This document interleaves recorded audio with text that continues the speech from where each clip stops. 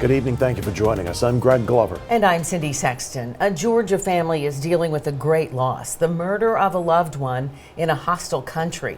They're growing desperate to bring her remains home from Lebanon. The family says legal red tape and international protocols are keeping her body there. Local 3's Jeremiah Beatty has this story. Shay Collins says her sister Sally has been stuck in Lebanon for more than 2 months. She says her family is doing all they can to get her back home. We're not handling this at all, so I just want her home. Shay Collins was part of an event, but the death of her sister Sally is always on her mind.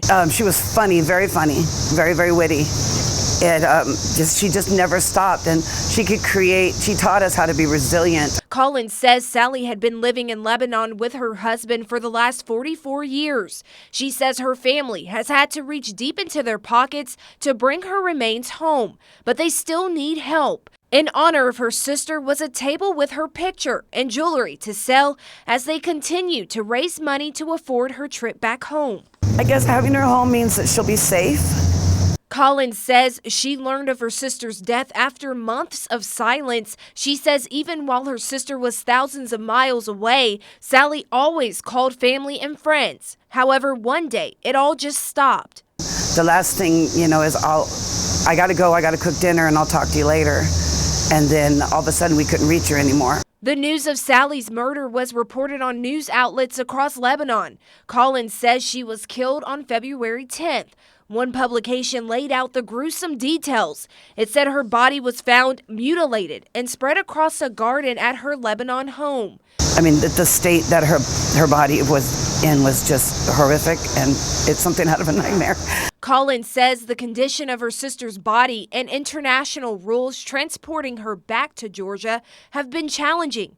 She says their family is being charged daily to keep her remains at a morgue. She says her family will have to cover investigation and transportation costs. It's just, right now, in just the basics, we're at like an $8,000 tally. She says while her sister died violently, she still deserves a proper burial. Collins started a GoFundMe page with a goal of $9,000. She says every dollar will go towards Sally's 3 adult children and expenses to return their mother home.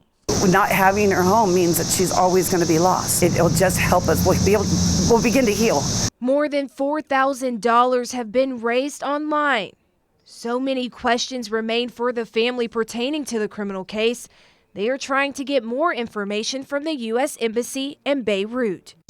Collins says once her sister's remains are back in the States, their plan is to spread her ashes somewhere beautiful. Reporting in Chattanooga, I'm Jeremiah Beatty, Local 3 News.